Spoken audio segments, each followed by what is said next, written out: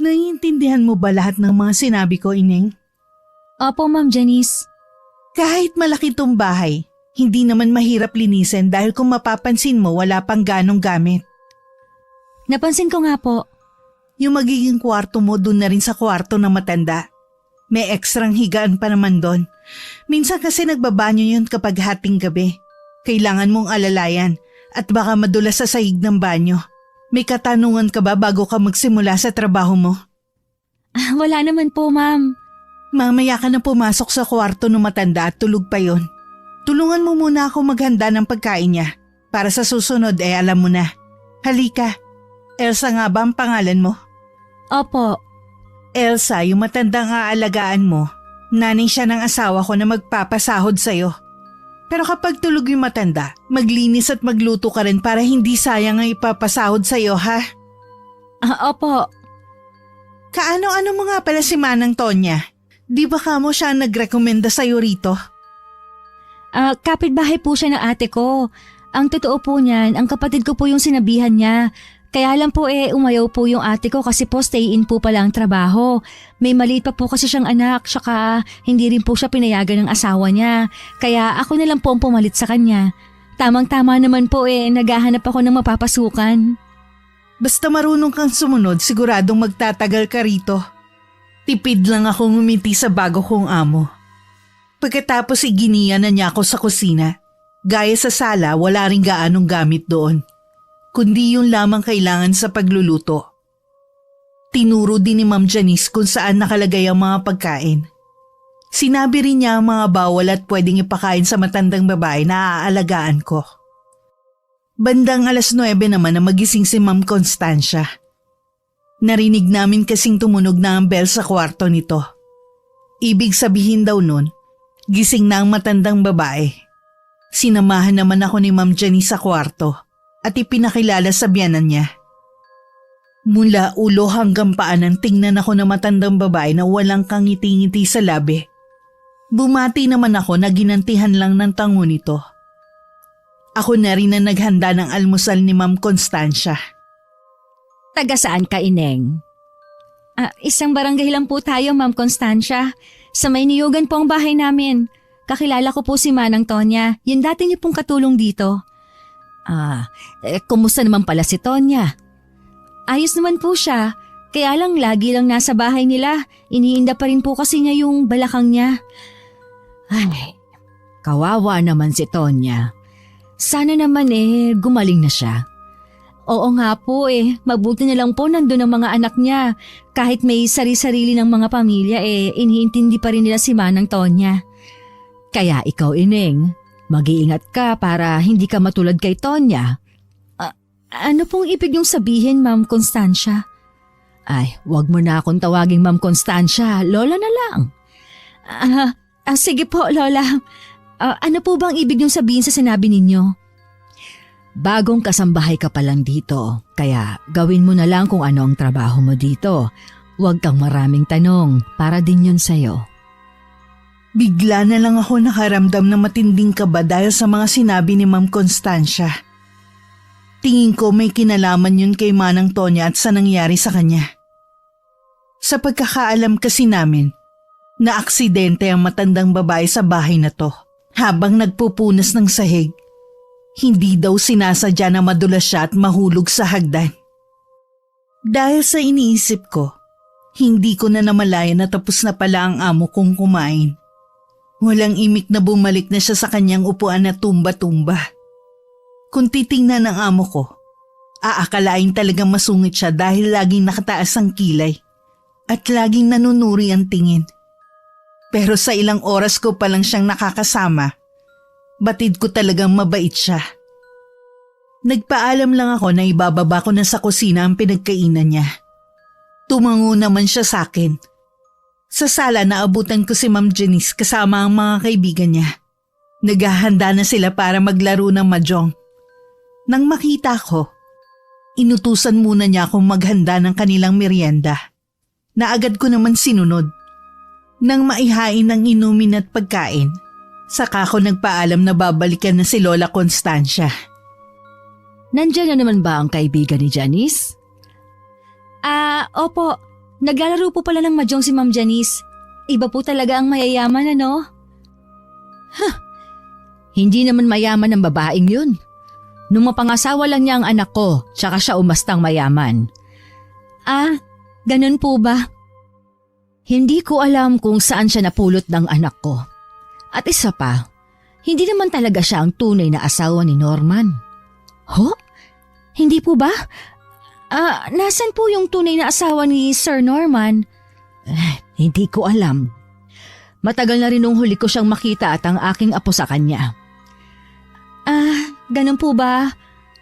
Lola, baka gusto niyo po munang magpainit sa labas. Maganda po ang panahon ngayon. Bukas na lang siguro. Ayokong makita ang mga tao sa ibaba. Sige po. Aayusin ko na lang po itong kama niyo at maglilinis na rin po ako ng kwarto niyo. Sige lang, Ineng. Gawin mo lang ang gusto mo. Habang inaayos ko ang kobre kama, pasulyap-sulyap ako sa amo ko. Blanko ang mukha niya na nakatingin lang sa kawalan. Ilang oras pa lang ako sa bahay na yun, marami na akong nalalaman. Kung magtatagal pa ako, siguradong buong lihim yata ng pamilya ay malalaman ko na rin dahil sa amo ko. May binanggit din sa akin si Ma'am Janice. Nag-uulyanin na rin daw ang biyanan niya. Minsan din daw kung ano-anong sinasabi nito. Kaya huwag ko daw paniwalaan. Tingin ko naman nasa maayos pa naman na pag-iisip ang matandang babae. Mahina na nga lang siya at mabagal kumilos. Nang makatapos ako sa paglilinis sa kwarto, nagpaalam ako sandali na bababa ng kusina para maghanda naman ng tanghalian. Habang nasa kusina nga ako, pumasok naman si Ma'am Janice. Yung matanda. Iniwan ko po sandali sa kwarto. Nakikinig po siya ng radyo. Para ba sa kanya ang niluluto mo? Opo. Tanga ka pala eh. Alam mo may mga kaibigan ako. Tapos para sa matanda lang yung lulutuin mong pagkain. Pasensya na po. Ipagluluto ko na lang po kayo. Iba po kasi ang pagkain ni Ma'am Constancia. Kung hindi pa kita pinasok dito, hindi ko pa malalaman na wala kang balak paghandaan kami ng pagkain. Hindi naman po. Pasensya na po talaga, ma'am. Hay nako, maglabas ka nga muna ng kape sa sala habang hinihintay ka naming makaluto. Opo, isusunod ko na po kaagad. Bago lumabas ng kusina, tinapunan pa ako na matalim na sulyap ni Ma'am Janice. Itinigil ko muna ang ginagawa ko at nagmadali na ako nagtimpla ng kape nila. Agad ko na rin yung dinala sa sala. Nagtatawanan pa sila habang nakatingin sa akin. Siguradong narinig nila habang pinapagalitan ako ng amo ko kanina. Bumalik naman agad ako sa kusina. Narinig ko pang sinabi ng amo ko sa mga kaibigan niya na bago nila akong katulong sa bahay. Inuna ko munang ipaghain ng pagkain sina Ma'am Janice at mga kaibigan niya. Bago ko inakyat sa kwarto ang pagkain naman namin ng alaga ko. Pasensya na po kung natagalan ako. Nagugutom na po ba kayo? Ay, hindi pa naman. Marami kasi akong nakain kanina eh. Ikaw bang nagluto ng pagkain ko kanina? Ako nga po, Lola. Buti po nagustuhan ninyo ang niluto ko para sa inyo. Tara na pong kumain. Aayusin ko lang po itong pagkain sa lamesa. Sa wakas, makakakain na rin ako lagi ng disenteng pagkain. Ngayong nandito ka na. Sabihin niyo lang po kung may gusto kayong ipaluto sa akin, ha? Ano po bang paborito ninyong ulam? Kahit ano, basta hindi mapanghi. Ho? Ano po bang ibig ninyong sabihin, Lola? Ay, kalimutan mo na lang ang sinabi ko. Ay, sige po. Kain na po tayo. Para tuloy biglang nawala ang gutom ko sa sinabi ng alaga ko. Naisip ko baka ito yung sinasabi ni Ma'am Janice na kung ano-ano minsan ang sinasabi nito. Magana naman siyang kumain at natutuwa ako. Napansin kong payat siya kaya nasabi ko na lang sa sarili ko na habang naroon ako puro masasarap ang ihahain ko sa kanya. Matuli na lumipas ang mga araw. Hindi ko na namalayan na 1 buwan na pala ako sa bahay na to. Sa mga nakalipas na linggo, unti-unti ko na rin nakikilala ang mga kasama ko sa bahay, lalo na si Ma'am Janice. Halos araw-araw din siyang naglalaro ng mahjong kasama ng mga kaibigan niya. Isang araw, kinausap niya ako habang naghahanda ako ng merienda para kay Lola Constancia. Elsa, darating pala mamaya ang Sir Norman mo. Mamaya mo na rin makukuha ang unang sahod mo. Salamat naman po, makakapagbigay na rin po ako sa mga magulang ko. Oo nga pala, hindi alam ng asawa ko na naglalaro ako ng mahjong at nagpapapunta pa ng mga kaibigan dito sa bahay. Huwag mong sasabihin sa kanya. Opo, kaya lang po baka sabihin ni Ma'am Constancia. Hindi magsasalita ang matandang yun, sinabihan ko na rin siya. Opo, makakaasa po kayo na wala akong sasabihin kay sir. Mabuti naman, kapag ganyan kakabait at kamasunurin, magkakasundo tayo lagi. Tumatawa pa si Ma'am Janice nang iwan ako. Ako naman dinala ko na ang merienda sa labas ng bahay kung saan naroon si Lola Constancia. Nadatnan ko siyang pinapakain ng mga alaga niyang ibon. Inilapag ko lang ang tray ng pagkain sa lamesang naroon, bago siya nilapitan at niyayang kumain muna. Ako na lang ang nagpatuloy sa pagpapakain sa mga ibon para makapagmerienda na ang alaga ko. Napansin ko na matamlay ang 2 ibon sa kabilang hawla. Noong isang araw ko pa napapansin na matamlay ang 2 yan. Bakit po kaya? Ay, sa manugang ko talaga ang mga ibon na yan. Kay Ma'am Janice po ang mga ibon na ito? Bakit po ni minsan hindi ko po siya nakikitang lumalapit dito? Hindi si Janice ang tinutukoy ko. Yung po bang unang asawa ni Sir Norman ang tinutukoy ninyo? Ay, wala nang iba. Mula lang umalis silang mag-ina sa bahay na ito, ako na ang nag-alaga sa mga ibon na yan. Siguro po mahal ang mga ganitong ibon. Ang kukulay eh. Oo, mahal nga ang ilan sa mga yan. Yung iba, galing pa ng ibang bansa. Wow! Kaya pala ang gaganda. Ay, nabanggit nga po pala ni Ma'am Janice na parating daw po ang anak ninyo mamaya. Talaga? Mabuti naman at uuwi na siya. Ilang buwan din siyang hindi nakauwi dito sa bahay. Sa isang malayong isla kasi ang naging trabaho niya. Ultimo nga ang pagtawag sa akin, hindi na niya magawa. Sabi niya, mahina daw kasi ang signal doon. Tiyak po na pareho kayong sabik na makita ang isa't isa. Tama ka, Elsa. Sobrang namimiss ko na ang anak ko. Dahil sa sinabi ko na pauwi si Sir Norman, hindi na nawala ang malaking ngiti sa labi ni Lola Constancia. Naubos din ito ang binigay kong merienda sa kanya. Halatang ginanahan ito sa magandang balita. Nung hapunan, iniwan ko muna si Lola Constancia sa sala habang bukas ang TV. Tinulungan ko kasi si Ma'am Janice sa paghahanda ng hapunan at darating nga ang asawa niya. Bandang 6:00 nang dumating nga si Sir Norman. Masaya siyang sinalubong ng asawa at mama niya. Sabik na niyakap niya ang mga amo ko at napasulyap din siya sa akin. Ikaw siguro si Elsa. Nakwento ko na sa akin ng asawa ko. Ako nga po, kumusta po ang biyahe ninyo? Ayos naman. Medyo nakakapagod lang dahil malayo. Kumusta naman kayo ng mama ko? Magkasundo ba kayo? Okay naman po kami. Mabait naman po ang mama ninyo at napalagay agad ang loob namin sa isa't isa. Mabuti naman kung ganon. Medyo mahirap kasing pakitunguhan ng mama ko ngayon eh. Matanda na kasi. Lagi naman ako nakaalalay sa kanila eh. Nakikita ko kasi minsan na parang nahihirapan si Elsa kay mama. Kakaawa naman. Ngayon lang kasi siya nakapasok sa ganitong trabaho. Salamat at lagi kang nandyan para umalalay kay mama. Tama na nga ang usapan na to. Ang mabuti pa tara na sa kusina. Nagluto ako ng mga putahing paborito niyo ni mama. Kanina pa nga ako nagugutom eh.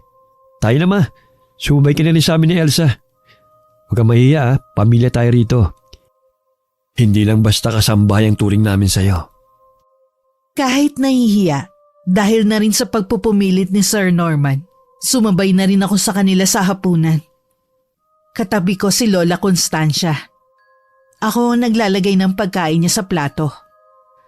Sa buong hapunan, tahimik lamang si Lola Constancia. Ako naman tamilmil kumain at nakikiramdam lang sa paligid. Nang sulyapan ko ang dalawa kong amo, panay ang lambing ni Ma'am Janice sa asawa. Siya rin ang naglalagay ng ulam sa plato ni Sir Norman. Kulang na nga lang subuan niya ang asawa. Nang matapos ang hapunan namin, ako na ang nagligpit ng pinagkainan namin. Si Lola Constancia naman, nagpaiwan sa kusina at nanood lang sa ginagawa ko. Pasensya na kayo, Lola, kung naghintay kayo ng matagal. Ayos lang ako, Ineng. Nalibang naman ako eh. Tara na po sa kwarto ninyo. Tutulungan ko na po kayo maglinis ng katawan nyo. Kailangan nyo na rin po uminom ng gamot. Sige, inaantok na nga rin ako ngayon eh. Tsak po na mapapasarap ang tulog ninyo dahil malamig. Umuulan na po kasi sa labas. Bukas ba uuwi ka sa inyo para magdala ng sahod mo? Oho, pero sandali lang naman po ako. Bilisan mo lang ha. Ayoko kasing maiwan dito mag-isa. Nandito naman po si Ma'am Janice. Hindi kayo nun pababayaan. Bago po man ang halian nandito na rin po ako. Palagay na kasi ako sa iyo eh. Para bang ayoko nang mawala ka sa paningin ko. Ay, salamat naman po at hindi na kayo naiilang sa akin. Huwag po kayo mag-alala. Babalik din po kaagad ako bukas. Ngumiti naman siya sa akin bago humawak sa braso ko at naglakad na kami papuntang kwarto. Gaya ng inaasahan ko, napahimbing nga ng tulog si Lola Constancia. Kinabukasan tulog pa siya nang umalis ako. Nung gabi kasi bago ako matulog, naibigay na rin ang una kong sahod. Pinayagan naman ako ni Sir Norman na umalis na maaga. Bago ko umuwi sa amin, namili muna ako ng pasalubong sa mga magulang ko. Sa bahay na rin namin ako nag-almusal. Bago magtanghalian, nagpaalam na rin akong aalis. Pagdating sa bahay ng mga amo ko, pagpasok pa lang ng gate, narinig ko na ang malakas na palahaw ng iyak ni Lola Constancia. Agad akong napatakbo papasok ng bahay. Nadatnan kong sinasabunutan ni Ma'am Janice ang alaga ko. Tama na po! Huwag niyong saktan si Ma'am Constancia! Mabuti naman dumating ka na. Yang alaga mo nagkalat. Sukat ba naman dito pa sa sala umihi? Hindi ko naman sinasadya. Sa sobrang takot ko kasi napaihi ako. Kung kailan naman kasi tumanda ka, tsaka ka naging baboy, nakakadiri ka. Huwag na po kayo magalit sa kanya. Ako na lang po ang maglilinis ng sahig. Natural na ikaw ang maglilinis. Ikaw ang kasambahay dito. Alangan naman ako ang maglilinis. Ako ang amo dito. Sana naman po huwag na ninyong sigawan ng ganun si Lola Constancia. Baka po makarating to sa anak niya. Isipin minamaltrato ninyo ang mama niya. Bakit? Magsusumbong ka, ha? Ay, hindi po. Hindi naman pala mabuti pa ikulong mo na ang matandang yan sa kwarto niya. Bilisan mo na rin linisin ang kalat niyan at parating na ang mga kaibigan ko. Opo. Tara na po muna sa kwarto ninyo, Lola Constancia. Lihim na lang ako naiiling at hindi rin makapaniwala sa nadatnan ko. Si Lola Constancia naman ay panay pa rin ng iyak. Pagdating sa kwarto niya, agad ko na siyang nilinisan at binihisan ng bagong damit. Nung kalmado na siya, saka ko naman binalikan ng sala. Naabutan ko doon na nakapamewang si Ma'am Janice at galit na naghihintay sa akin. Bakit ba ang tagal mo? Di ba kanina ko pa pinalilinis tong sahig? Pasensya na po, Ma'am Janice. Pinakalma ko po muna si Ma'am Constancia. Wala kasing tigil sa pag-ihak. Ano pang tinatanga-tanga mo dyan? Linisin mo na yan parating na mga kaibigan ko. Opo, lilinisin ko na. Ang bagal talaga. Kinuha ko na ang basahan at balde na may lamang tubig at sabon. Minadali ko na ang paglilinis ng sahig dahil nakikita kong parang sinisilihan na ang amo ko.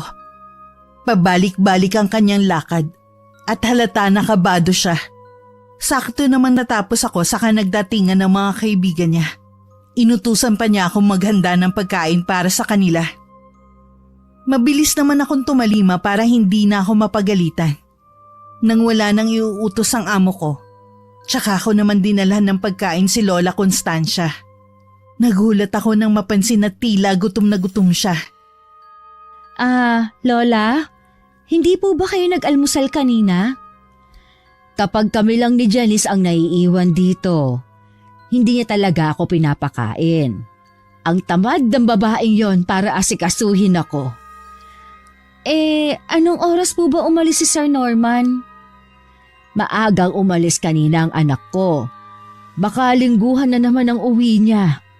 Okay na rin yun, kaysa ilang buwan bago siya umuwi. Lola, matagal na po bang hindi maganda ang trato sa inyo ni Ma'am Janice?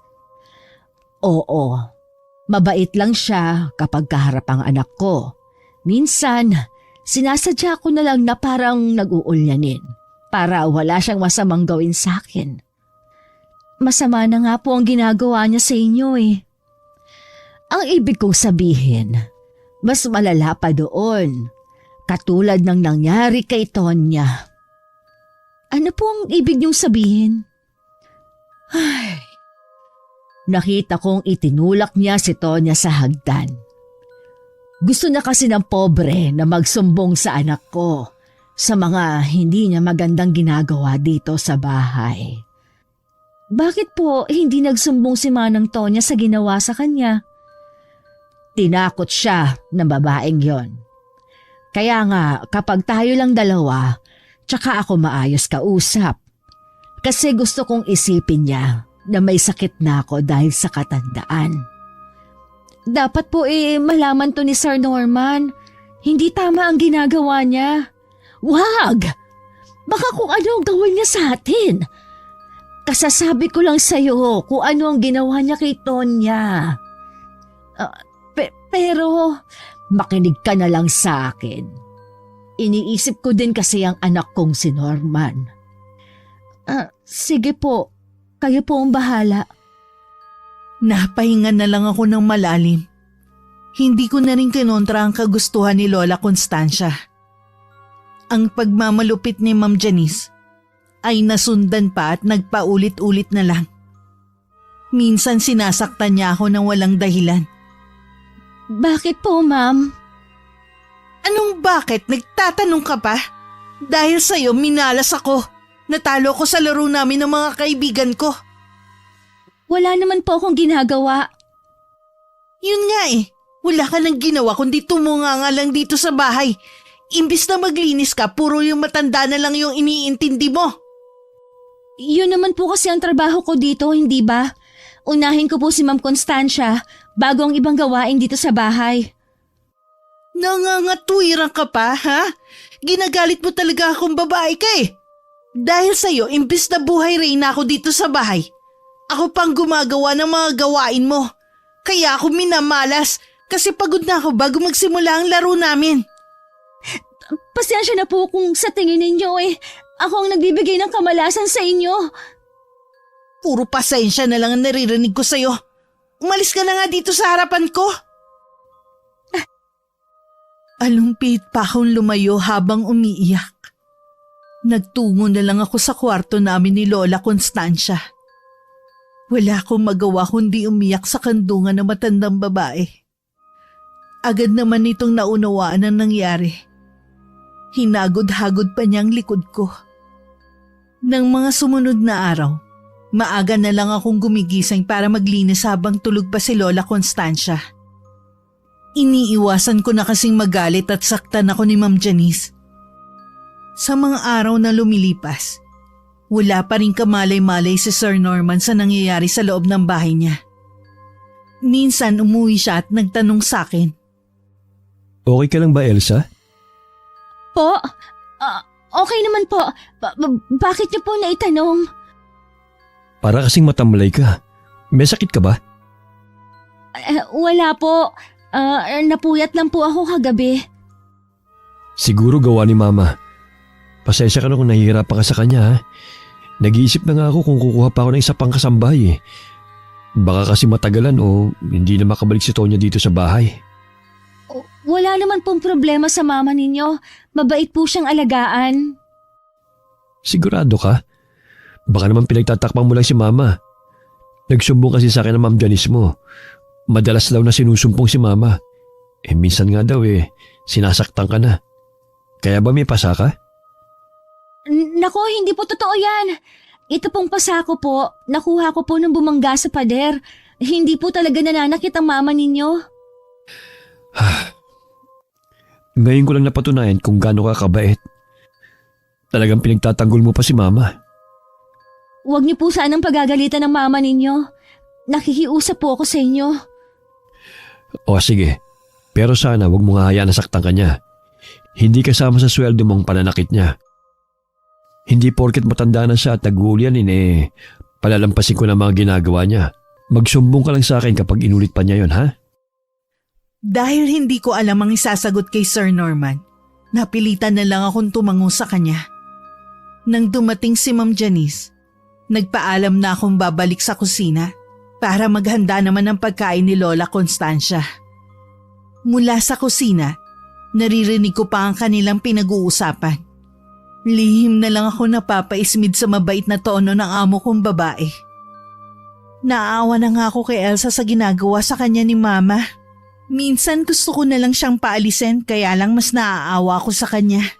Kailangan din niya ng trabaho At isa pa, kung kukuha tayo ng bagong kasambahay, baka ganun din ang sapitin. Anong gagawin natin? May naisip ko bang solusyon? Huwag kang mag-alala, iniisip ko na yan. Sa ngayon tutulungan ko na lang sa pag-aalaga si Elsa. Naaawa talaga ako sa batang yun. Salamat naman at may malasakit ka sa kanya. Galing din naman ako sa hirap. Kaya naiintindihan ko ang kalagayan ni Elsa. Ayoko lang na may minamaltrato na kasambahay. Nang hindi ko na naririnig ang kanilang mga boses, tumuloy na ako sa kwarto namin ni Lola Constancia. Nadatnan ko siyang nakikinig lang ng radyo. Nung pumasok ako, nginitian niya ako. Naisip kong palitan muna siya ng damit bago pakainin. Sobrang init kasi ng panahon. Tapos ang suot niya ay damit na mahaba ang manggas. Nung tinutulungan ko na magpalit si Lola Constancia, nagulat ako dahil nakita ko marami siyang pasa sa katawan. Yung iba sa mga yun ay nangingitim na. Matiim ko siyang tinitigan. Umiwas naman siya ng tingin. Si Ma'am Janice din po ba ang may gawa nito? Oo, Elsa. Bruha ang babaeng yon. Kailan niya po ginawa ang pananakit sa inyo? Tuwing gabi. Ho? Magkasama po tayo tuwing gabi sa kwarto Imposible naman pong hindi ako magising kung sinasaktan niya kayo. Hindi ko rin alam. Pero siya talaga ang may gawa nito. Hindi ko po kayo maintindihan, Lola. Mayroon kang dapat malaman tungkol sa babaeng yon. Yun din ang dahilan kung bakit takot si Tonya na sabihin ang totoong nangyari sa kanya. Ano pong itinatago ng babaeng yon? Si Janice ay isang mangkukulam. Ano po? Totoo po ba yan? Oo, iha. Tignan mo pa sa kwarto niya. Pero hindi po siya nagpapapasok sa kwarto niya.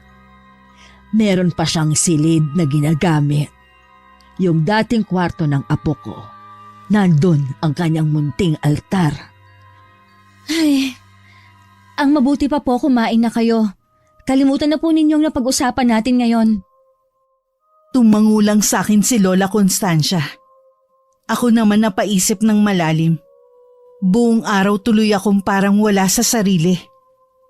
Nung bandang hapon naman, nagpaalam ang mag-asawa na may pupuntahan lang. Sinamantala ko yon para pasukin ang kwarto na sinasabi ni Lola Constancia. Mabuti na lamang nang pihiting ko ang seradura ng kwarto ay bukas yun. Nang makapasok ako, agad na tumambad sa akin ng amoy kandila. Walang laman ang kwarto, kundi ang maliit na altar na maraming nakasinding kandilang kulay itim at pula. Sa pinakagitna nun may isang bungo at may nakasinding kandila sa ibabaw nun. Puro kulay itim din ang mga kortina sa kwarto. Kaya lalong naging madilim ang loob. Ilang sandali pa lumabas na rin ako. Sapat na ang nakita ko para maniwala ko sa sinasabi ni Lola Constancia. Binalikan ko si Lola sa kwarto namin. Niyaya ko siyang lumabas para pakainin ng mga alaga niyang ibon.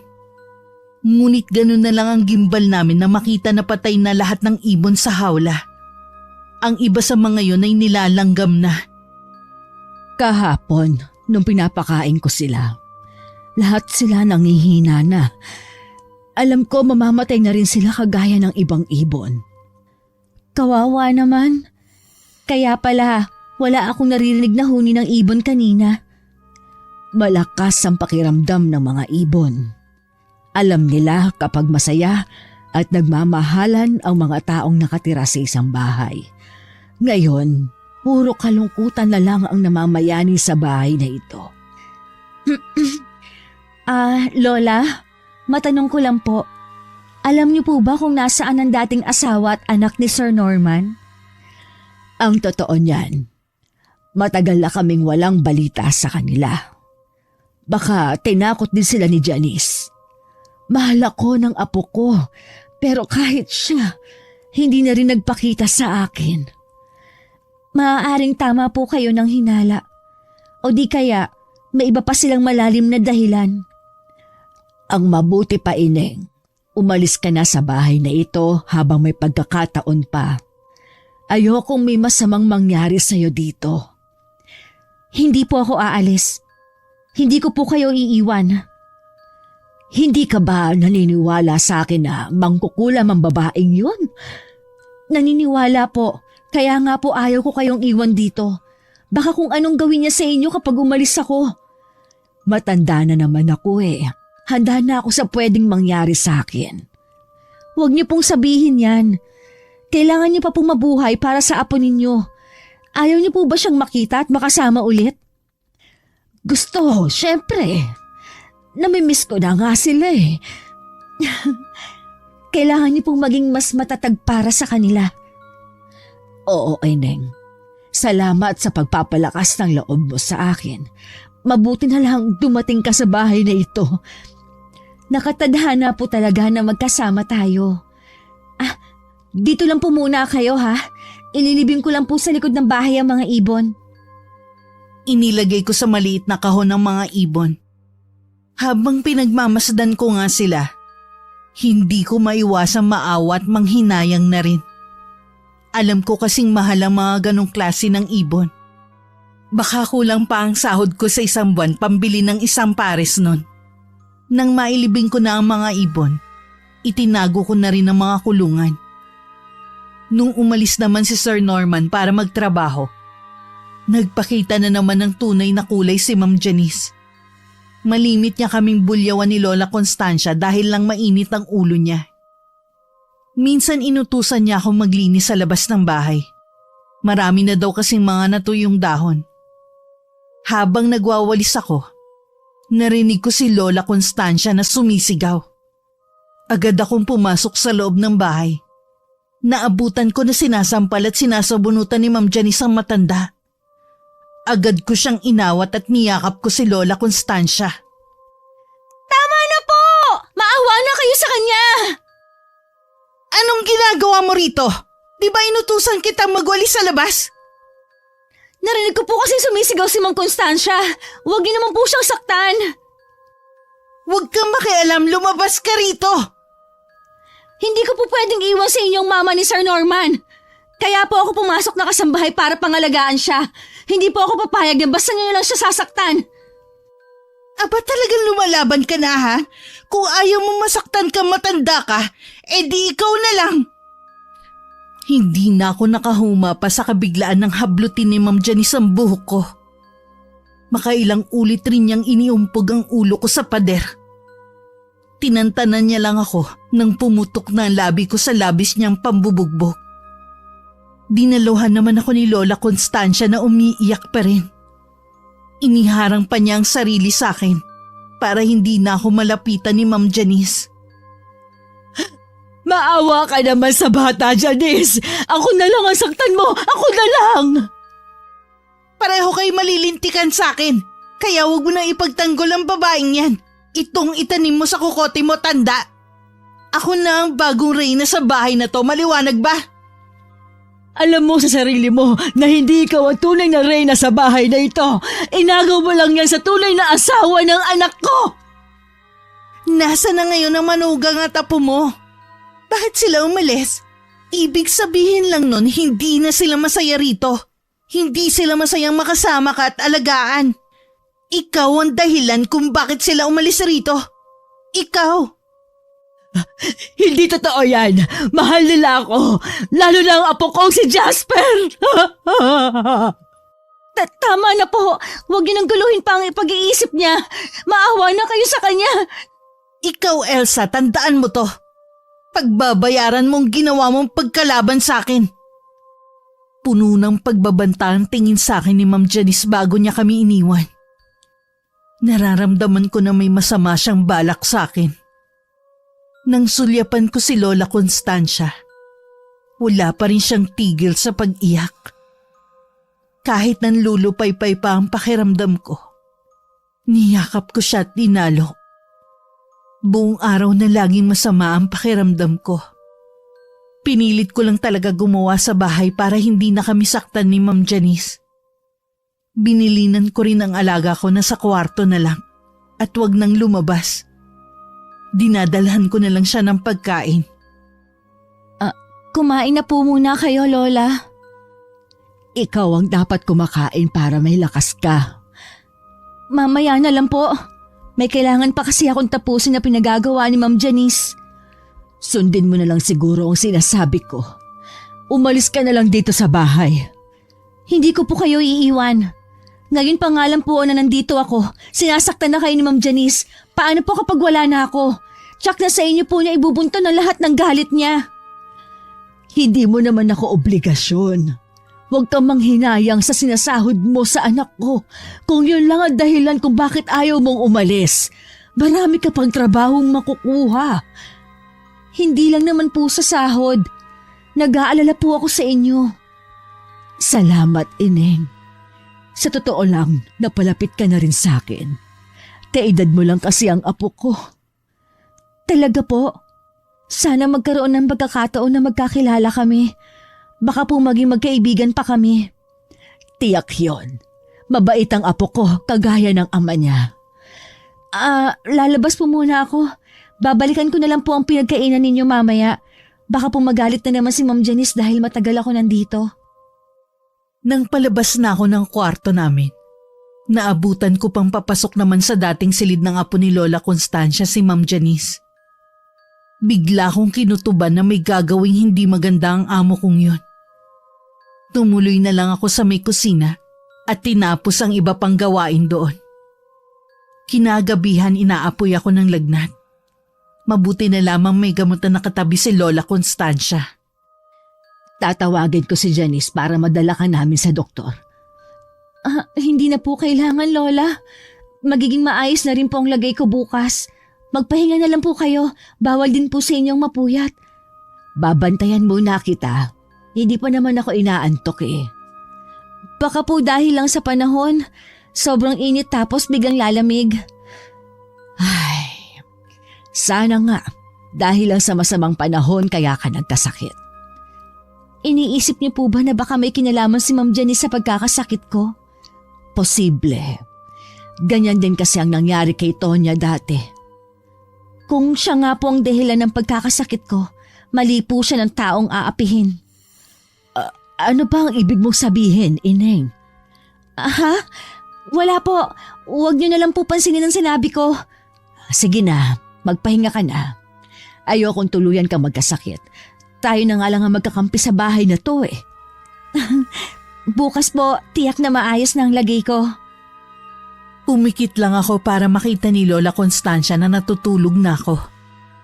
Nang maramdaman ko na tulog na siya, tsaka ako nagmulat ng mga mata. Bumangon din ako mula sa pagkakahiga. Kumuha ko ng tubig at saka uminom. Pakiramdam ko kasi matutuyuan na ako ng tubig sa katawan. Paghiga ko, inusal ko ng paulit-ulit ang isang dasal na tinuro sa akin ng ama ko. Hanggang makatulugan ko nga ang pag-usal ng dasal na yun. Kinabukasan magaan na nga ang pakiramdam ko. Agad ko na rin inuna ang mga gawain ko sa bahay. Nang magising si Ma'am Janice, nakaluto na ako ng almusal niya. Napansin ko rin ang kakaiba niyang titig sa akin. Kumusta ang tulog mo, Elsa? Maayos naman po. Mukha nga kasi maaga ka nagising ngayon. Ang alaga mo gising na ba? Hindi ko po alam. Pero tignan ko po ngayon para madalahan ko na rin siya ng almusal. Elsa, uuwi nga pala ang Sir Norman mo mamaya. Binabalaan kita. Huwag na huwag kang magsusumbong ko ayaw mong malintikan sa akin. Opo. Sige na, puntahan mo na ang alaga mo. Tungo ang ulo ko na tumalikod at naglakad palayo. Hindi ko maiwasan na makaramdam ng pagngingit-ngit sa dibdib ko. Naikuyong ko na lang ang mga kamao ko habang patungo sa kwarto ng amo ko. Pagpasok ko sa loob, gising na nga si Lola Constancia. Magaling ka na ba, Ineng? Ang aga mo kasing gumising Oho, gusto niyo na po bang kumain? Gusto ko sana sa labas na lang kumain. Naiinip na kasi ako dito sa loob ng kwarto. Sige po. Tara na po sa labas. Hindi naman po siguro magagalit si Ma'am Janice. Sa kusina naman po kayo kakain Mabuti na lamang na makalabas kami ng kwarto at nagtungo sa kusina. Hindi na namin inabutan si Ma'am Janice. Mukhang tapos na siyang kumain. Nang maipaghain ko si Lola Constancia ng almusal niya, tsaka ako naman iniligpit ang pinagkainan ni Ma'am Janice. Natanaw ko pa nga siya sa labas ng bahay.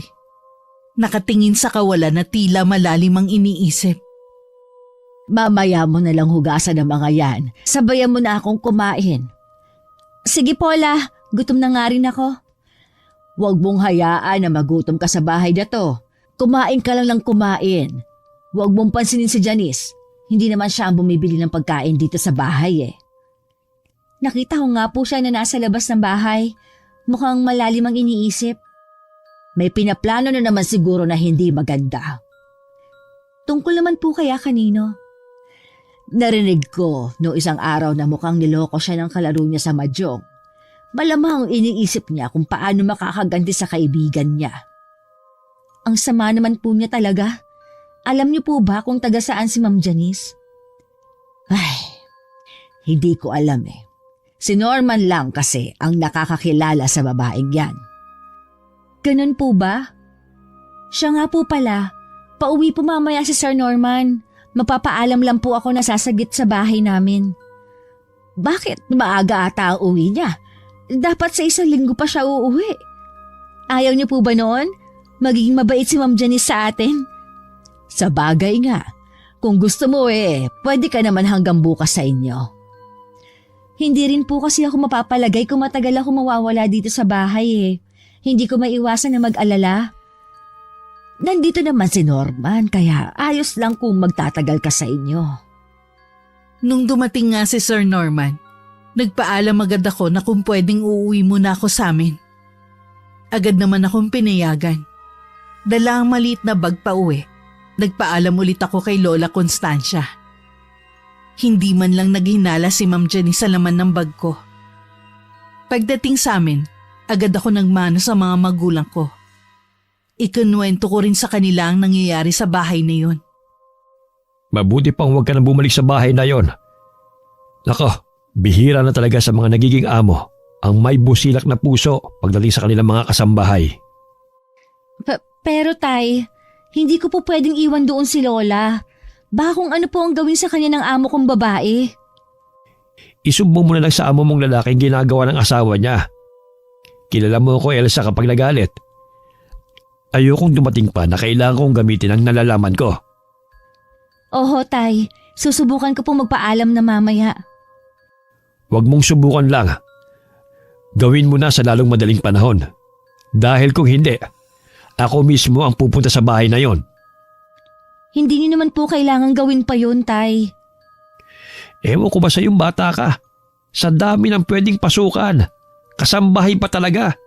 Hindi ko naman minamalit ang trabahong yan. Pero alam naman kasi natin naswertihan lang sa pagkakaroon ng mabait na amo. Mabait naman po ang mag-ina. Si Ma'am Janice lang po talaga ang salbahe. Kahit na, basta umalis ka na sa trabaho mo. Tapos ang usapan. Naguguluhan ako sa magiging desisyon ko kung susundin ko ba si Itay o mamamalagi ako sa bahay ng amo ko. Sa huli, nagdesisyon akong sundin na lang si Itay. Alam ko namang kapakanan ko lang ang iniisip ng mga magulang ko. Mabuti na lang, hindi ko na binanggit na sinasaktan ako ng amo ko. Ang ikinuwento ko lang sa kanila, ang pananakit ni Ma'am Jenny sa biyanan niya.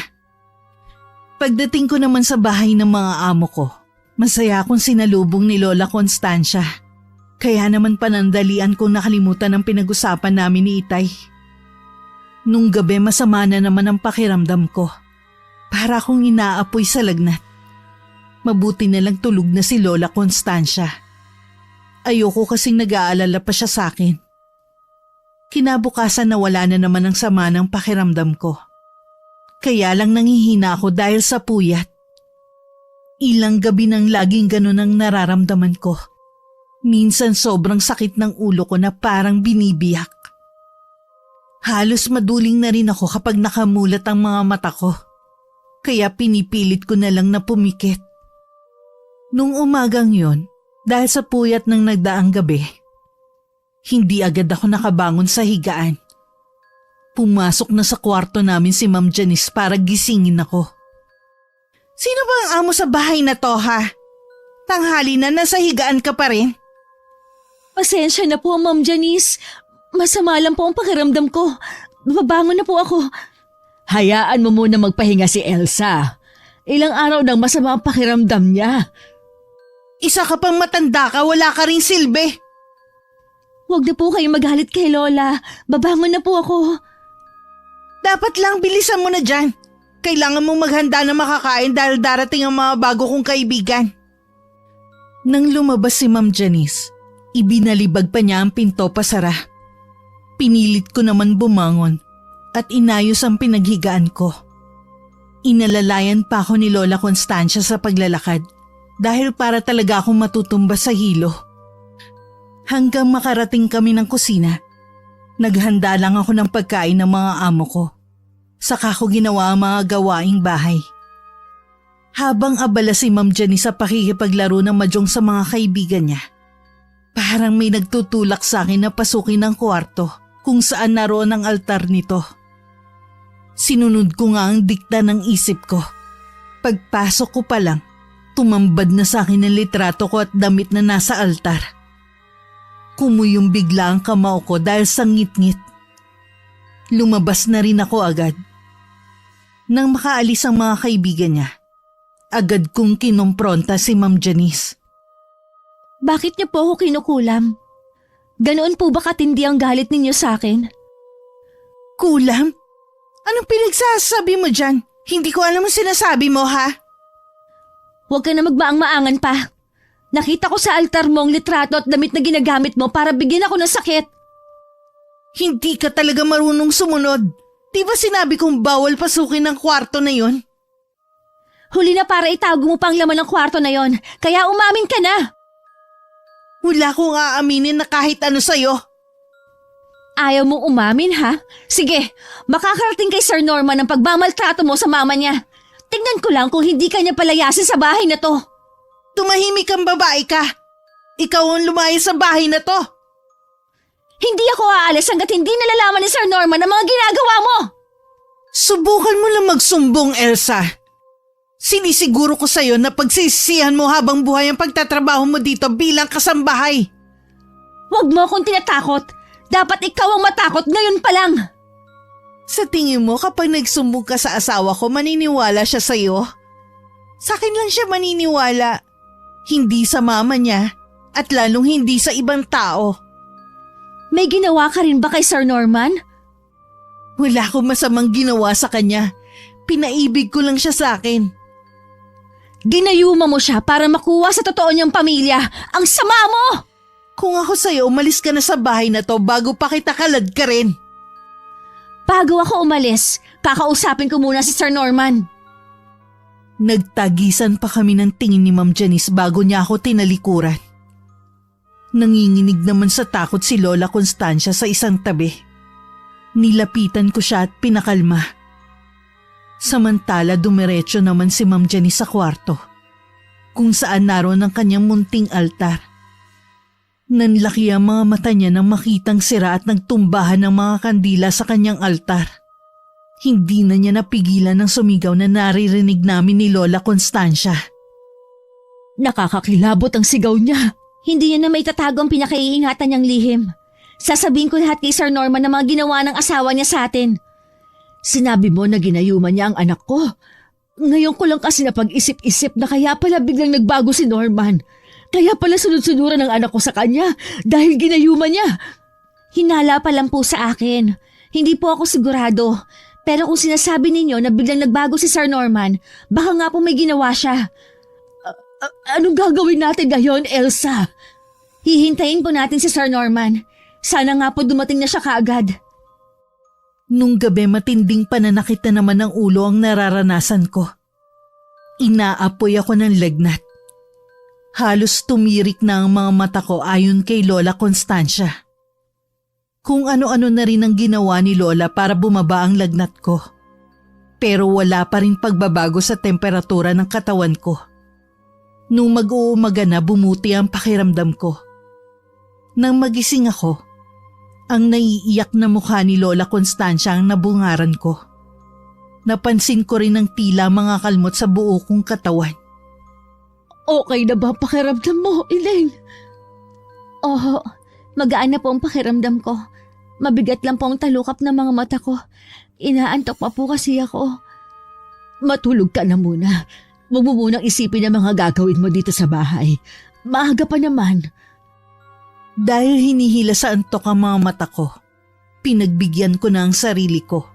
Bahala na kapag nagalit na naman sa akin ang amo ko. Napabalikwas lang ako ng bangon na maramdaman ang init na tumatama sa mukha ko. Agad akong bumaba sa sala. At ganun na lang ang kaba ko nang makita kong naroon na si Sir Norman. Nasa tabi niya si Ma'am Janice. At tila naiiyak naman si Lola Constancia habang nakatingin sa akin. So, totoo palang nakarating sa akin balita na ang kasambahay namin tanghali nang gumising. Sinabi ko ng masama. Huwag mo na siyang ipagtanggol, Ma. Noong una, lagi siyang ipinagtatanggol ni Janice. Ngayon naman kayo na nagtatanggol sa kanya. Kaya lumalaki yung ulo ng kasambahay natin eh. Hayaan niyo po muna ako magpaliwanag. Hindi na kailangan. Sinabi na lahat ng asawa ko ang mga ginagawa mo. At ito nga, nasaksihan ko mismo. Ilang araw na po kasing masama ang pakiramdam ko, sir. Pero sa totoo lang po, ngayon lang po ako tinanghali ng gising. Huwag ka na magpaliwanag pa. Ayusin mo na lang ang mga gamit mo. Ibibigay ko pa rin sa'yo ng buwang sweldo mo sa buwan na ito. Sir, aalis po ako pero hayaan niyo po muna akong magsalita. Sinasaktan po ni Ma'am Janice ang mama ninyo. Huwag niyo pong hayaan na maltratuhin niya si Ma'am Constancia. Hindi yan magagawa ng asawa ko. Mahal niya ang mama ko. Gaya ng pagmamahal niya sa akin. Huwag mong gawa ng kwento ang asawa ko. Dahil lang nagsumbong siya sa akin. Kahit tanungin niyo po ang mama niyo, nagsasabi po ako ng totoo. Totoo bang sinasabi ng kasambahay natin, Mama? Totoo ang lahat ng sinasabi ni Elsa, iho. Ang asawa mo ang masama sa bahay na to. Pati ba kayo, Mama? Galit din kay Janice? Nang wala pa tayong kasambahay, siya nag-aalaga sa inyo. Nakalimutan niyo na ba yun? Sinasaktan ako ng babaeng yan. Kaunting pagkakamali ko, sinasampal niya ako at sinasabunutan. Madalas din niya akong gutumin noon. Nilalagyan pa niya ng ihi ang pagkain ko kaya laging mapanghi. Tama na po, Ma. Wala na kayo sa tamang katinuan kaya nyo nasasabi yan. At ikaw, Elsa, ayusin mo na mga gamit mo. Heto ang huling sweldo mo bilang kasambahay namin. Hindi ko na napigilan ang pagtulo ng mga luha ko habang inaabot ang puting sobre na kinalalagyan ng huling sahod ko. Pagkatapos maghalang pa rin ako nagpaalam na babalik sa kwarto para ayusin ang mga gamit ko. Sumunod naman sa akin si Lola Constancia. Hindi ko napigilan na mapahagulgol habang inilalagay ang mga gamit sa di kalakihang bag ko. Gusto kong umalis ka dito para mailayo ka kay Janice. Pero hindi sa ganitong paraan. Ikaw patuloy ang napasama. Wala na po tayong magagawa. Sabi niyo, sunod-sunuran na lang si Sir Norman sa asawa niya. Kahit ano pong paliwanag ang gawin natin, hindi niya po tayo paniniwalaan. Kapag umuwi ka sa inyo, huwag mo akong kalilimutan ha. Dalawin mo pa rin ako dito. Kahit sa labas lang tayo ng gate mag-usap. Opo, dadalawin ko po kayo dito. Malapit lang naman po ang bahay namin. Salamat, Ineng. Naging masaya ako sa sandaling habang nandito ka. Huwag kang mag-alala. Kakausapin ko lagi ang anak ko. Sana lang matauhan siya sa babaeng yon. Isuot niyo po itong kwintas na to. Kahit wala na po ako dito, poprotektahan kayo niyan laban sa babaeng yon. Kwintas? Sige, Ineng. Iingatan ko ito. Bumuhos muli ang mga luha namin ni Lola Constancia nang umalis na ako sa bahay nila. Hindi ko nakita ang mag-asawa sa paligid, pero ramdam ko ang presensya ni Ma'am Janice. Alam kong nakamasid siya sa amin. Nung umuwi ako sa bahay, hindi ko na nakayanan ng lahat. Bigla na lang ako nawalan ng malay. Mabuti na lang naroon ng kapatid ko at siyang sumalo sa akin. Inaapoy na naman ako ng lagnat nung gabing yon. Hanggang inabot na ng ilang araw. Mabuti na lamang may kaalaman sa paggagamot ang aking ama na minana pa niya sa kanyang mga magulang. Nung gumaling ako, bumalik na sa dating sigla ang aking katawan. Hindi lang ako makapaniwala na 1 linggo akong nakaratay sa higaan. Paano mo malalaman? Lagi kang hibang dahil sa taas ng lagnat mo. Nagkaroon na rin ng nana ang mga sugat mo sa katawan.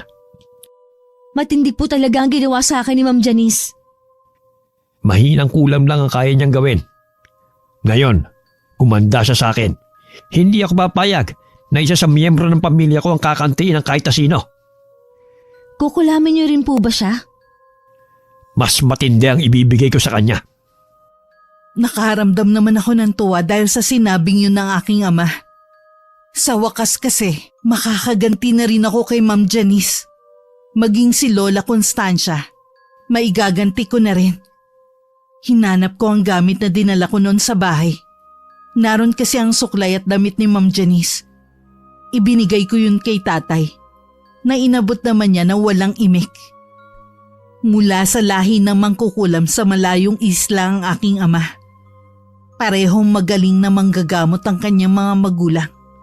Bago nila tinalikuran ng pagiging albularyo at naging mangkukulam. Kaya ang aking ama ay magaling din manggamot. Sa katunayan, marami ang nagpapagamot sa kanya.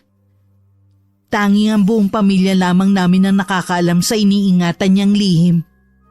Sa tagal na naming naninirahan sa lugar na yon, 1 beses pa lang na meron siyang kukulamin na isang taong may alam din sa kulam.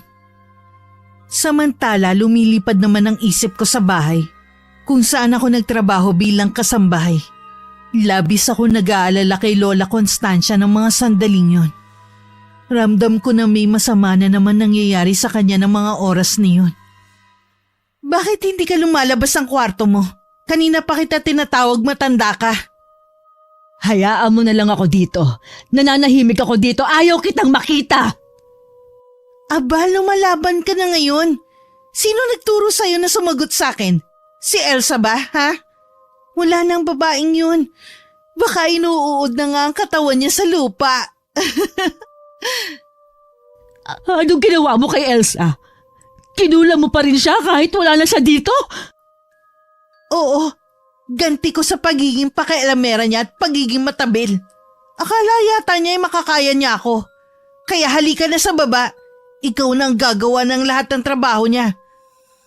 Bitiwan mo, sabi ako! Lumayo ka sa akin, ano yung suot mo? Bakit nakakapaso? Ito ba? Bigay ito sa akin ni Elsa para proteksyon ko laban sa'yo. Ganun siya kabait sa akin hanggang sa huli. Ako pa rin ang inaalala niya. Ilayo mo ang kwintas na yan sa akin. Humanda ka sa akin kapag napasa kamay ko yan. Hindi mo ito makukuha sa akin. Dadaan ka muna sa bangkay ko bago mo pa sa kamay mo to. Sobrang talim ang titig na iniwan ni Ma'am Janice kay Lola Constancia bago siya tumalikod. Hinihingal naman na naupo na lang sa kanyang tumba-tumba ang matandang babae. Noong umuwi ng araw na yun si Sir Norman, agad siyang kinausap ng asawa tungkol kay Lola Constancia. Suko na ako sa mama mo, Norman. Lahat ginawa ko na pero nananakit na siya. Tingnan mo, pasa ako dito sa kamay oh. Gawa niya to. Ako nang humihingi ng kapatawaran sa ginagawa ng mama ko. Habahan mo pa sana ang pasensya mo.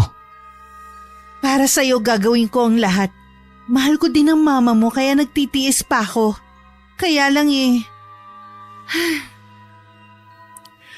Kakausapin ko siya ngayon. Nang tumalikod si Sir Norman para puntahan ng ina, gumuhit na naman ang imbing ngiti sa labi ni Ma'am Janice. Hindi pa man ngiting tagumpay na siya. Hindi niya akalain na ang konting nalalaman sa kulam ay makakatulong sa kanya ng malaki. Naabutan naman ni Sir Norman ang ina na nakaupo lang sa tumba-tumba. Ni hindi man lang tumingin ito sa kanya. Alam kasi ni Sir Norman na hanggang ng mga oras na yon ay galit pa rin sa kanya ang matandang babae dahil sa pagpapalaya sa akin sa bahay na yon. Mama, bakit po hindi kayo lumalabas ng kwarto niyo? Lagi na lang kayo nagkukulong dito. Pabayaan mo na lang ako sa gusto kong gawin. Total, hindi naman ako mahalaga sa'yo. Hindi po yan totoo. Mahalaga po kayo sa akin. Hindi ko alam kung ano ang pinakain sa'yo ng babaeng yan. Kinalimutan mo ang lahat, pati ang mag-ina mo na tunay mong pamilya. Sila po ang kusang umalis. Dahil sa babaeng yan, mas pinili mo siya kaysa sa sarili mong pamilya. Hindi ko rin po alam kung bakit nangyari ang lahat ng ito. Basta alam ko lang, mahal ko si Janice. Magising ka na sana sa katotohanan, Norman. Hindi pa naman huli ang lahat. Hanapin mo ang mag-ina mo at saka mo ibalik dito. Hindi ko po alam kung magandang ideya yan. Baka magalit si Janice. Ang babae na namang yon. Lagi mo nalang sinisigit ang pangalan ng babaeng yon sa usapan natin. Teka lang po ma, hindi po ba kayo nainitan dito sa kwarto nyo? Hindi naman. Tsaka huwag mong baguhin ang pinag-uusapan natin. Tsaka na lang po tayo mag-usap. Naalala ko may gagawin pa pala ako. Yung kwintas nyo, hindi yan maganda. Itapon nyo na lang yan. Ibinigay to sa akin ni Elsa. Kaya pala, itapon nyo na lang yan. Ibibili ko na lang kayo na mas maganda pa dyan. Ayoko! Sa akin lang ito. Hindi ko ito tatapon. Kayo po ang bahala. Lalabas po muna ako. Naiiling na lang si Lola Constancia habang nakasunod ng tingin sa anak. Napahawak pa siya sa kwintas na bigay ko. Mula nang makita ni Sir Norman ang kwintas na suot ni Lola Constancia, naging balisa na siya. Kahit sa hapunan halata ang pananahimik niya na ipinagtaka ni Ma'am Janice. Nang tanungin naman niya ang asawa, umiiling-iling lang si Sir Norman. Nung gabi habang mahimbing nang natutulog sa tabi ang asawa, dahan-dahan bumangon si Ma'am Janice at nagtungo sa silid kung saan niya isinasagawa ang ritual sa pangungulap. Kinuha niya ang nakatagong botelya na may lamang langis. Hindi yun pangkaraniwan. Kailangan niya muli yun ipatak sa inumin ng kanyang asawa. Mukha kasing nawawala na ang bisa ng gayuma niya rito. Kinabukasan siniguro ni Ma'am Janice na maaga siyang magigising para makapaghanda ng almusal nila. Nang pumasok si Sir Norman sa kusina, nakahanda na ang ngiti niya para rito. Maupo ka na dito. Ipinagtimpla na kita ng kape. Salamat. Puro paborito ko itong niluto mo ah. Ang mama pala. Baka tulog pa. Hindi pa niya pinapatunog ang bell niya sa kwarto eh. Baka dalhan ko na lang siya mamaya ng pagkain. Sige, mauna na tayong kumain. Maga kasi ako aalis eh. Ah, siya nga pala. Uwian na ako ngayon. Ha? Uwian ka na? Oo. Bakit parang hindi ka natutuwa? Hindi naman. Nasanay na kasi ako na lingguhan ka umuwi dito sa bahay natin eh. Mabuti na rin yun para magkatulong natin maalagaan si Mama. Sa bagay nga, medyo nahihirapan na rin kasi akong intindihin ng mama mo. Naisip ko nga na kumuha kaya tayo ulit ng bagong kasambahay. Ha? Ay, tingin ko wag na muna siguro. Meron kasi akong magandang naisip na solusyon natin sa mama mo. Ano yun? Di ba merong bahay kalinga para sa mga matatanda? Naisip ko kasi baka pwedeng doon na lang natin dalhin ng mama mo. Anong klaseng solusyon yan? Para namang sinabi mo na abandonahin ko na ang mama ko. Hindi yun ang ibig kong sabihin. Ang sakin lang kung papayag ka. Mas maaalagaan kasi doon ng mama mo. Pero kung ayaw mo, okay lang naman tayo na lang ang mag-alaga sa kanya. Ayoko talaga. Huwag mo na ulit sasabihin yan. Oo, hindi na. Kalimutan mo na lang na sinabi ko yun. Kumain na tayo. Di ba maaga kang aalis? Natuwa lang si Ma'am Janice nang makita niyang ininom na ng asawa ang kaping tinimpla niya. Ilang sandali lang, malambing na ulit sa kanya ito. Bago umalis, humalik pa ang asawa niya sa kanya. Pagbalik sa loob ng kusina, naroon na si Lola Constancia. Oh, bakit? Gutom ka na? Magluto ka na sarili mong pagkain. Kaya ko naman magluto eh. Siguraduhin mo lang na hindi ka magkakalat. Aray! Bakit? Anong nangyari sa'yo? Biglang sumakit ang sikmura ko. Parang may sumuntok. Baka nasobrahan ka lang ng pagkain. Anong kinalaman ng pagkain ko? Ay ewan, ikaw na ang magligpit ng mga yan. Magpapahinga lang ako. Sapo pa ni Ma'am Janice ang tiyan habang naglalakad papunta sa kwarto niya. Hirap din siyang makahinga. Kaya minabuti niyang ipahinga na lang ang biglang pagsama ng pakiramdam. Hindi na rin natuloy ang laro nila ng mahjong ng mga kaibigan nung araw na yun. Buong maghapon na hindi lumabas ng kwarto si Ma'am Janice dahil pakiramdam niya labis siyang nanghihina. May kakaiba siyang nararamdaman ng mga sandaling yun na hindi niya maipaliwanag. Nang dumating si Sir Norman, agad siyang pinuntahan sa kwarto. Masama daw ang pakiramdam mo. Oo hindi ko alam kung bakit. Gusto mo bang daling kita sa doktor? Hindi na. Gaganda rin ang pakiramdam ko. Ipapahinga ko lang to. Dadalhan na lang kita ng pagkain mo. Wag na, wala rin akong ganang kumain. Itutulog ko na lang ang hapunan. Matapos siyang tingnan na nag-aalalang si Sir Norman, lumabas na rin ito ng kanilang kwarto. Mula nga ng araw na yun, hindi na muling nakalabas ng kwarto si Ma'am Janice. Ultimo sikat ng araw kinaiirita niya. Kaya naman laging madilim ang kwarto. Patuloy rin ang panghihina ng kanyang katawan na hindi niya maunawaan. Batid niyang may nangyayari sa loob ng katawan niya. Hindi lang niya matukoy kung ano. Tuwing hapon lagi rin siyang nilalagnat. Sobrang sakit din ng kanyang ulo na kulang na lang iuntog niya yun sa pader. Marami ring butlig na tumubo sa kanyang balat na kalaunan ay naging mga sugat. Minsan pinuntahan siya ni Lola Constancia. Anong ginagawa mo dito, tanda? Gusto lang kitang kumustahin. Dinalahan kita ng gatas. Huwag ka na nga magbait-baitan sa akin. Alam kong natutuwa ka sa nangyayari sa akin. Kailanman, hindi ko ikinatuwa ang pagkakasakit ng kapwa ko. Tingin mo may sakit ako? Oo naman. Bakit hindi ka magpadala sa ospital? Hindi doktor ang kailangan ko. Walang makakatulong sa akin. Tumawag ka lang kapag may kailangan ka. Iiwan ko tong bell na gamit ko dito. Nang makalabas ng kwartong yun si Lola Constancia, impit na lang na napaiyak si Ma'am Janice. Tila alam na kasi niya ang tunay na nangyayari sa kanya. Piping hiling niya na sana mali siya ng hinala. Habang tumatagal, palala ng palala ang nangyayari kay Ma'am Janice. Dahil sa mga sugat sa katawan, napapaligiran na rin siya ng mga langaw. Kinailangan na rin niyang gumamit ng kulambo. para hindi makadapo sa mga sugat niya ang mga ito. Hindi na rin tumatabi sa kanya si Sir Norman dahil sa masangsang na amoy na nanggagaling sa mga sugat niya. Minsan kinausap ni Lola Constancia ang anak tungkol sa kalagayan ng asawa nito.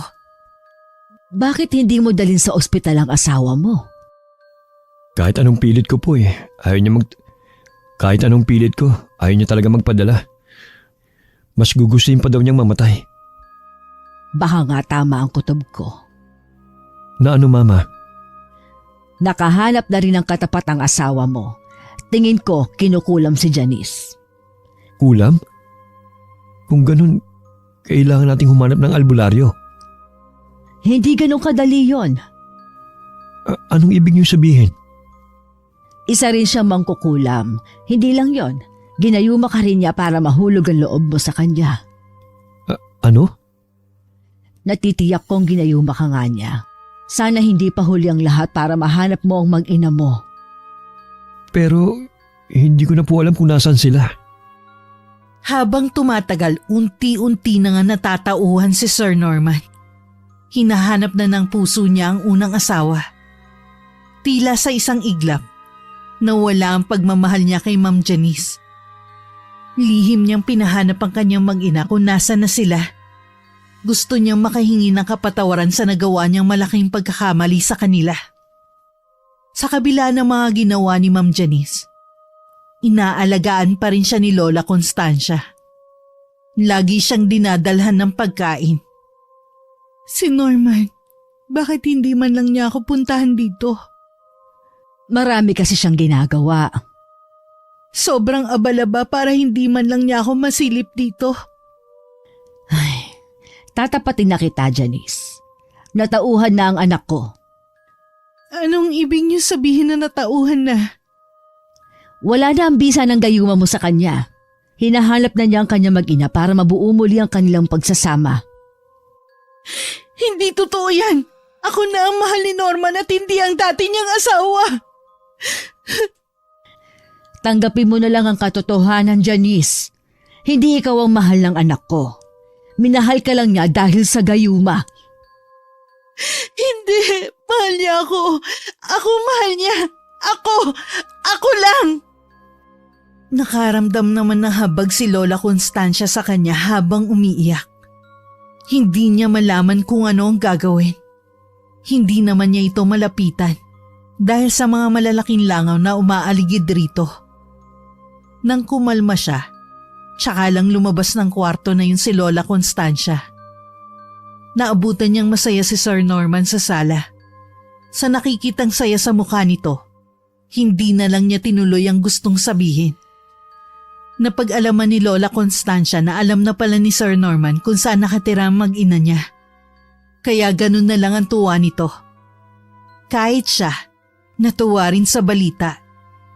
Pakiramdam niya bigla siyang nagkaroon ng lakas. Lingid sa mag-ina, may iba na palang plano si Ma'am Janice. Kinabukasan kahit hirap sa pagkilos, nagluto pa rin si Lola Constancia ng pagkain para kay Ma'am Janice. Hindi po ba sinabihan ko na kayo wag na kayo magkikikilos pa? Baka mapano kayo. Wala naman kasi mag-aasikaso kay Janice. Ayaw mo naman siyang intindihin. Hindi ko po kasi magawang mapatawad siya sa ginawa niya sa akin at sa'yo. Bilib din ako sa inyo. Sa kabila ng mga masasamang ginawa niya, nagagawa niyo pa siyang dalhan ng pagkain. Tingin ko kasi hindi na rin siya magtatagal. Malubha na ang kalagayan niya kahit ito man lang magawa ko sa kanya. Ako na lang po magdadala niyan. Sana maging mabait kahit sa mga huling sandali niya.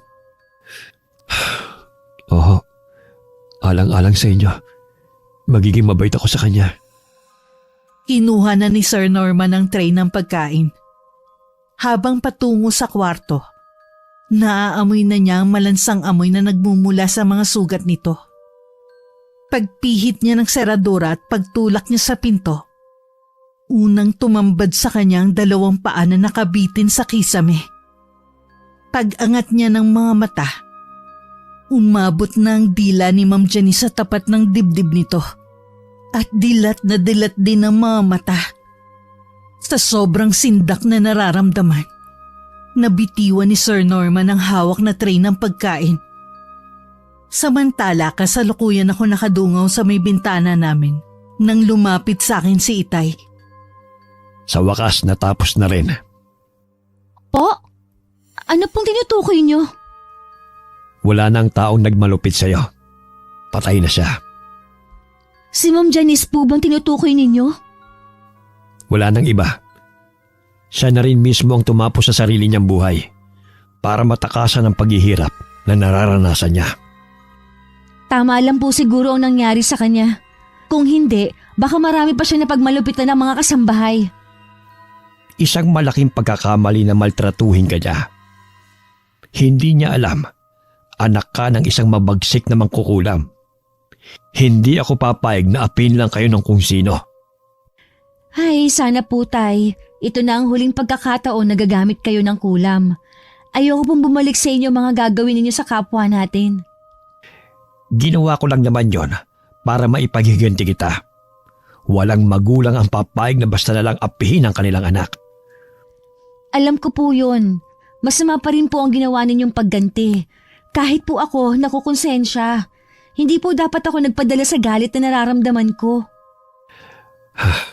Huwag kang mag-alala. Ito na ang huling pagkakataon na gagamit ako ng kulam.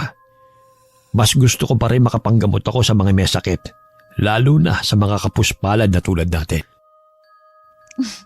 Salamat po, tay. Mas gusto ko po kayong nakikita na nanggagamot kaysa mangulam. Nang sumunod na araw, binisita ko ang bahay kung saan ako nagtrabaho bilang kasambahay. Saradong-sarado na yon. Sabi nung napagtanungan ko, umalis na raw ang mag-ina ron. Balak na rin daw ibenta ang bahay. Nakaabot din sa akin ang balita na nahanap na ang mag-ina ni Sir Norman at kasalukuyan silang magkakasama. Hindi man kami muli nagkita ni Lola Constancia. Nasan man siya ngayon, alam kong masaya na siya na buo ulit ang pamilya niya. Sa kasalukuyan naghahanap na lang ako ng bagong mapapasukan. Hindi na nga lang kasambahay, kundi isang cashier sa isang malaking tindahan sa bayan. Sa kabila ng nananalaytay sa ugat ko ang pagiging mangkukulam, pinili ko pa rin na maging mabuting tao.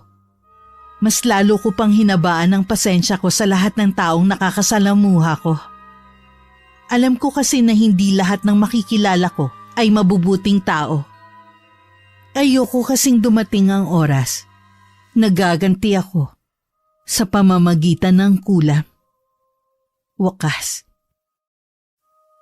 Naiintindihan mo ba lahat ng mga sinabi ko, Ineng?